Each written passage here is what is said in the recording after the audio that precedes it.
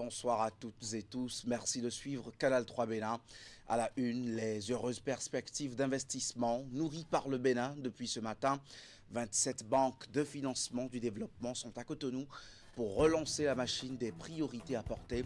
L'IDFC, présidée par la BOAD, s'adapte ainsi au choc géopolitique influençant le financement des projets verts et novateurs.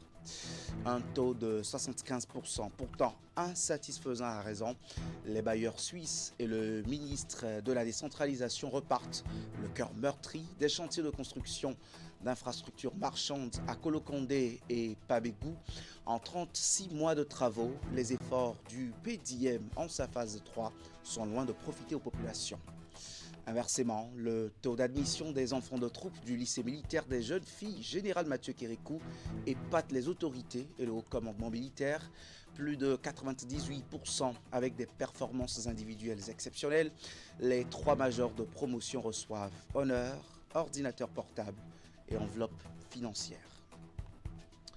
Des financements innovants s'annoncent pour le Bénin et d'autres États dans quelques jours. Ce sont des retombées attendues de la 15e réunion du comité de pilotage de l'IDFC, le Club international de financement du développement en français. La rencontre de 2 jours à Cotonou réunit une trentaine de banques de développement du monde entier autour des enjeux actuels du secteur. La réunion démarrée ce matin tient compte des challenges du multilatéralisme au plan international. Le compte rendu à l'ouverture ce matin. Le premier réseau mondial des banques publiques de développement examine à Cotonou les défis de l'institution dans un monde marqué par des tensions géopolitiques et les effets du changement climatique. Cette 15e réunion du comité de pilotage de l'IDFC, le Club international de financement du développement, se tient sous la présidence de la Banque ouest-africaine de développement. Le financement de l'action climatique, le renforcement de la coopération entre les membres du club, les instruments financiers innovants et d'autres préoccupations vont y être évoqués en profondeur. Ce rendez-vous de haut niveau se tient pendant 48 heures au Bénin en reconnaissance de la place croissante du pays dans les grands débats internationaux en cette matière. Parce qu'on voulait montrer aussi au monde, une fois de plus, révéler au monde, une fois de plus, ce que le Bénin est en train de devenir et surtout ce que des pays en développement peuvent faire. Et dans quelle mesure les banques de développement, les banques multilatérales de développement, comment est-ce qu'elles peuvent aider, qu'est-ce qu'elles peuvent apporter, quelle est leur contribution. Ceci est important. Le Bénin, positionné comme un hub régional d'investissement et de dialogue économique, reçoit un autre coup d'accélérateur avec la tenue de cette rencontre, notamment dans les domaines de l'innovation technique et technologique. On a peut-être l'habitude de les parler chacune isolément, mais les avoir ensemble, ça donne l'occasion de pouvoir s'asseoir à une table, de voir comment on peut développer la coopération entre banques publiques de développement pour pouvoir justement faire face aux enjeux climatiques, aux enjeux de financement d'infrastructures. En 15 années, les 27 banques de développement de l'IDFC représentent ensemble plus de 4 000 milliards de dollars d'actifs. Le club mobilise plus de 600 milliards de dollars par an pour le financement des projets de développement dans le monde. Les travaux de correction du baccalauréat session de juin 2026 ont officiellement démarré partout au Bénin ce lundi. Le constat est bien effectif. Au lycée technique Koulibaly de Cotonou, ce matin, les activités se sont déroulées dans une ambiance bien exigeante. Reportage dans ce centre dédié, il faut le rappeler, aux séries techniques avec Hugues Vinigbe et Simon Rolon. Ambiance studieuse ce lundi matin au lycée technique Koulibaly de Cotonou, transformé pour l'occasion en centre de correction et de délibération du baccalauréat 2026. Dans ces salles réservées à la série technique F3, les enseignants passent à la loupe les copies d'électrotechnique, de mesures essais de laboratoire, d'études du système et de construction. Plus loin, les correcteurs apprécient au stylo rouge le rendement en économie des candidats ayant planché dans la capitale économique. Ce que nous sommes en train de corriger ici, c'est les copies de tous les candidats du Bénin. Et ils sont au nombre de 3477 candidats dans la série F3. Et au regard du nombre de correcteurs que nous avons 114 correcteurs. Et à la fin des travaux de correction, chaque correcteur aura corrigé globalement au maximum 104 copies. Démarré peu après 9 heures, cette première journée de correction est précédée, comme à l'accoutumée, de quelques travaux préparatoires. Aux environs de 7h, 7h30, nous avons eu la conférence des présidents de sous-commission, une réunion au cours de laquelle la supervision générale a donné toutes les instructions, expliqué toutes les étapes à nouveau aux différents présidents de sous-commission afin que le travail puisse se dérouler dans les règles de l'art comme nous avons l'habitude de le faire. Après cette séance, cette réunion, les différentes commissions sont allées en salle et nous avons commencé déjà par discuter des corrigés types. Les résultats du baccalauréat session de juin 2026 sont annoncés pour le 8 juillet prochain. La pression monte chez les entrepreneurs et autorités de suivi de la construction des marchés de Kolokondé dans la ville de Djougou et de Pabégou dans la commune de Kopargo. Le ministre de la Décentralisation exige la finalisation des travaux entamés depuis plus de 3 ans dans un bref délai. Dans une descente sur les 2 chantiers ce week-end, Janvier Yahwedéou a exhorté les différents acteurs à honorer les engagements pris vis-à-vis du partenaire suisse dans le cadre de ce programme de développement des infrastructures économiques et marchandes dénommé en abrégé PDM phase 3. Abdou Sabi Drissou. Un cortège officiel sur une route fraîchement bitumée. La journée marathon démarre ainsi pour le ministre Janvier Yahwedéou à Kolokondé et à Pabégou. Le ministre de la Décentralisation et les partenaires techniques et financiers inspectent minutieusement les infrastructures marchandes réalisées dans le cadre du PDM. Un projet ambitieux, financé par la coopération suisse et mis en œuvre par la SNV. Du retard est observé et le ministre souhaite que l'entreprise donne un coup d'accélérateur. Je vais demander à Madame la préfète et au maire de tenir dur sur les délais maintenant. Et je ne vais pas manquer de vous relancer régulièrement pour que vous me fassiez le point de l'évolution. C'est vrai, on est à 75%, mais compte tenu des contraintes des partenaires, il faudrait que vraiment dans quelques semaines qu'on ait fini avec ça. Et on viendra inaugurer ensemble. Voilà. Merci. Cette troisième phase du PDM renforce l'économie locale, ceci au grand bonheur des populations. On est vraiment fiers à Kolokondé. On nous parlait de PTM, qu'il construit les marchés. On n'a pas vu. Vraiment, cette année, on a vu. On est fiers de tout ce qu'il est en train de faire. Comme vous pouvez le constater, Kopargo souffre énormément en matière d'infrastructures marchandes. C'est une joie pour nous. Et on est pressé pour que ce joyau soit terminé, pour que nous-mêmes on puisse rentabiliser et que nos usagers aient un cadre adéquat.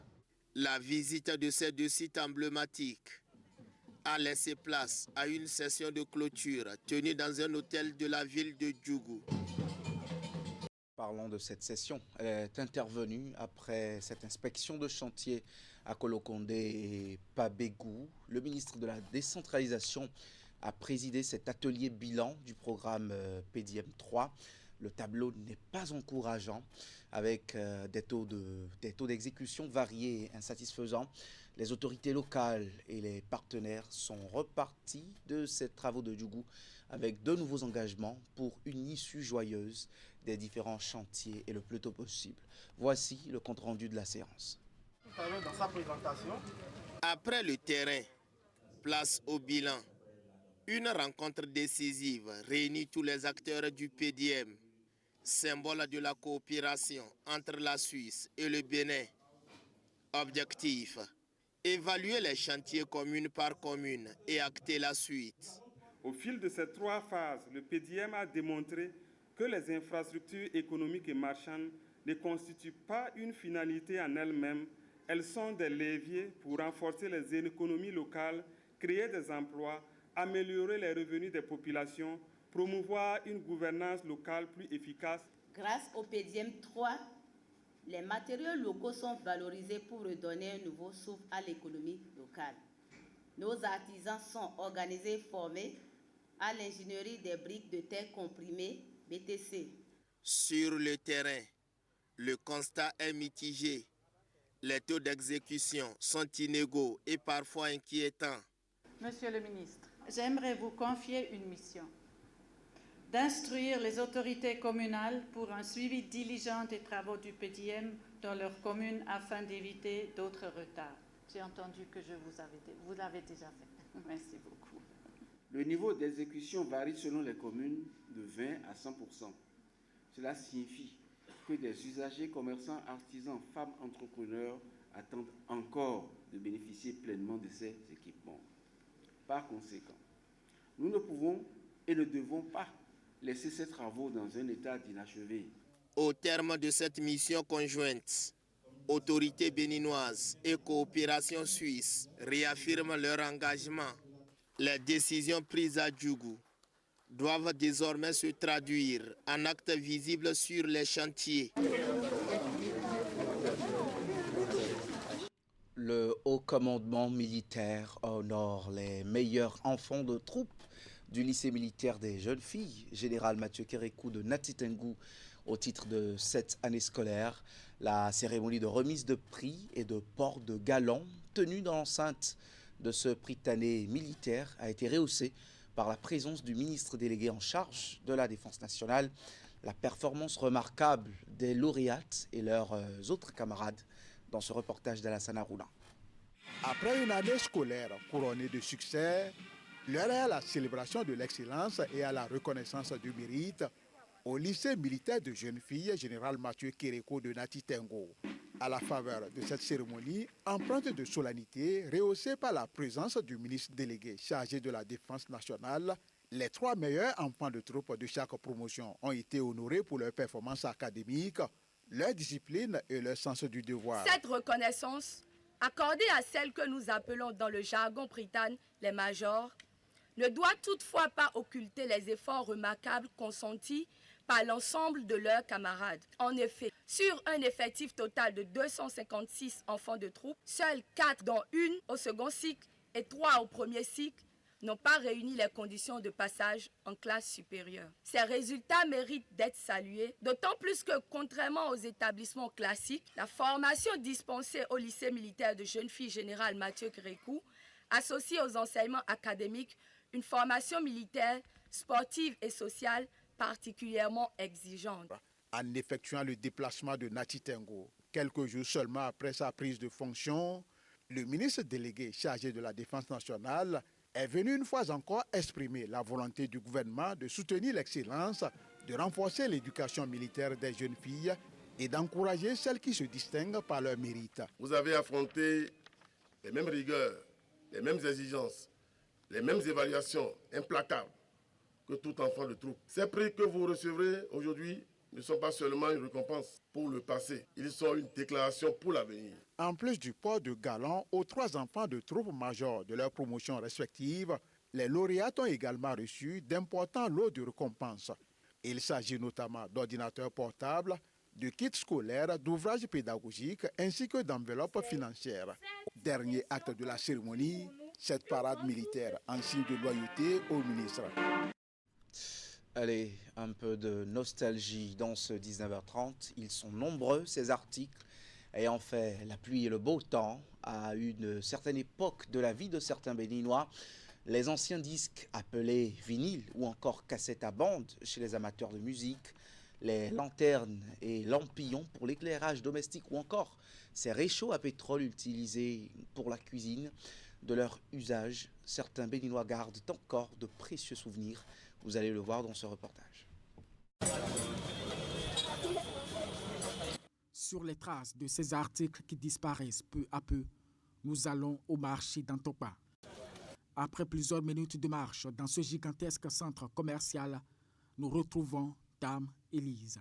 Sur son étalage, cet accessoire de cuisine dans lequel On met du feu pour préparer ou réchauffer les repas.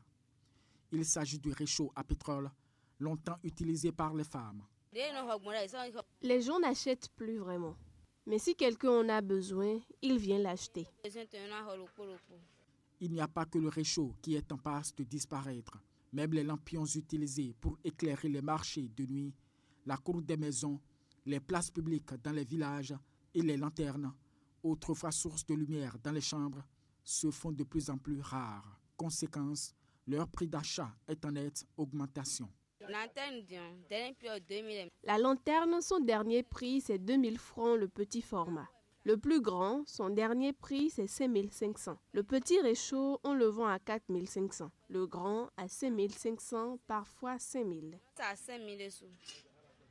On se rappelle, comme si c'était hier, les moments de gloire de ces cassettes à bande, de ces postes téléviseurs à écran cathodique ou de ces vieux disques appelés vinyles. En son temps, en 1978-79, j'étais avec mon père. Et je l'ai vu, il jouait certaines musiques, mais avec une magnétophone façon, et le disque est un disque noir. Et il le change. Il change. Et bon, j'attends des salsa, des El Rego, des musiques pour les El Rego, les aiko langa langa. On utilisait les anciens disques, les cassettes à bande dans le temps. Ces disques étaient joués grâce au grand tourne-disque sur lequel ils étaient posés. C'était chez le mari de ma tante quand j'étais enfant. On chantait et on dansait. La belle époque, vraiment.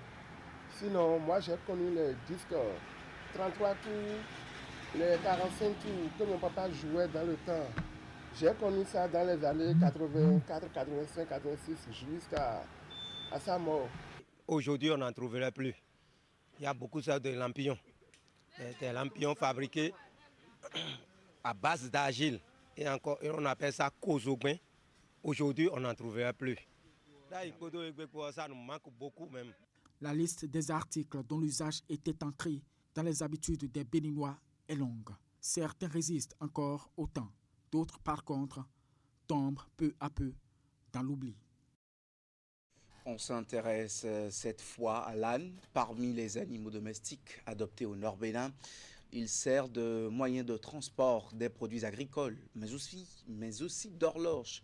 Cela peut paraître étonnant pour les habitants de Materi dans la Takora. On découvre cela dans ce reportage.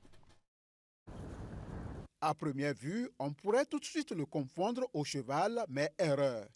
Il s'agit bel et bien de l'âne, un animal domestique très inhabituel, membre de la famille des chevaux, descendant de l'âne sauvage d'Afrique. Domestiqué il y a des milliers d'années, il a été utilisé comme animal de monte, de bas, mais ensuite remplacé par le cheval. À Materi, localité de la Takora Ouest, frontalière du Burkina Faso, cet animal est présent dans la vie sociale de l'homme.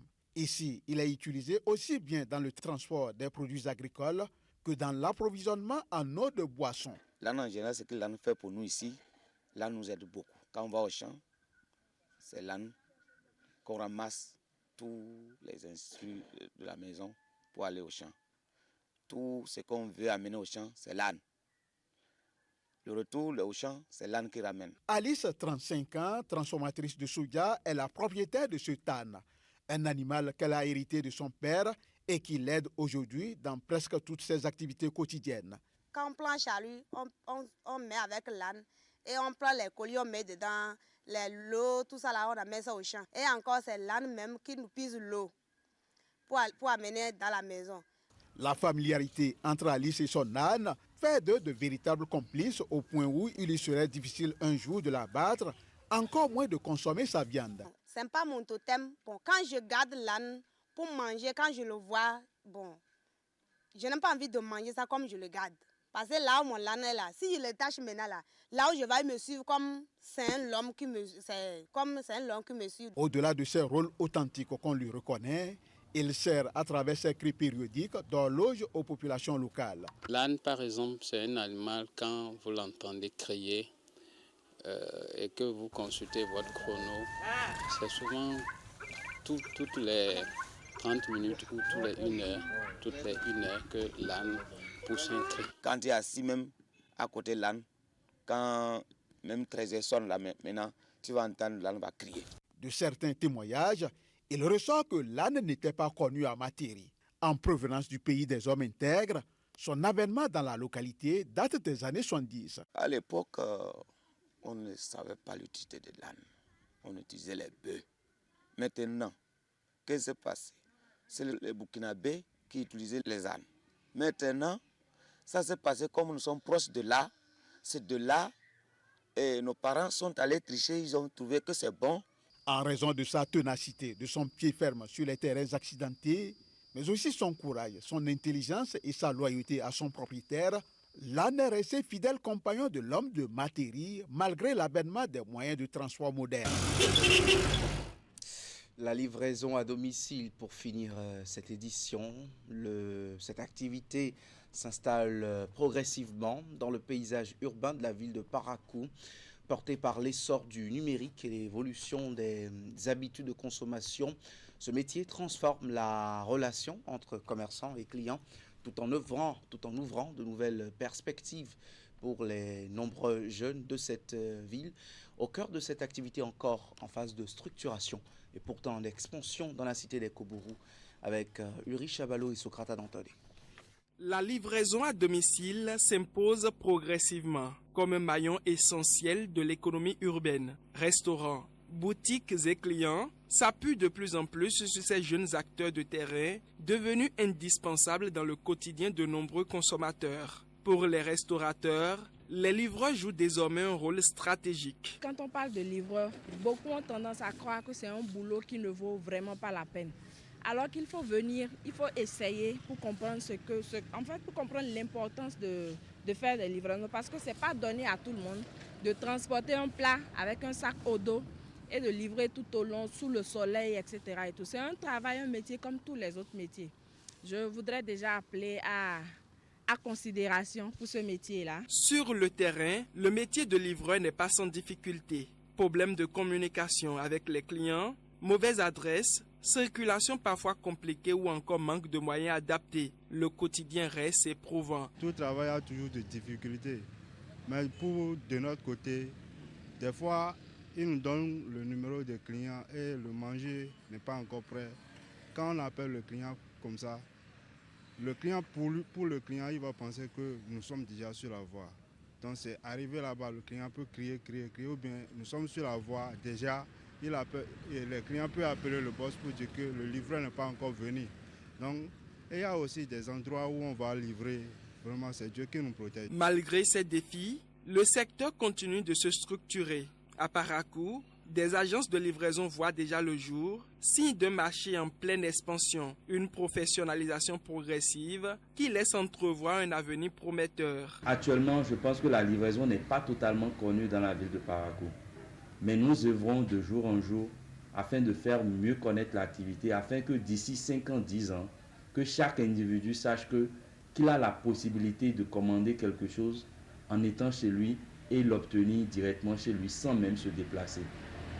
Donc notre vision d'ici 5 à 10 ans, c'est ça.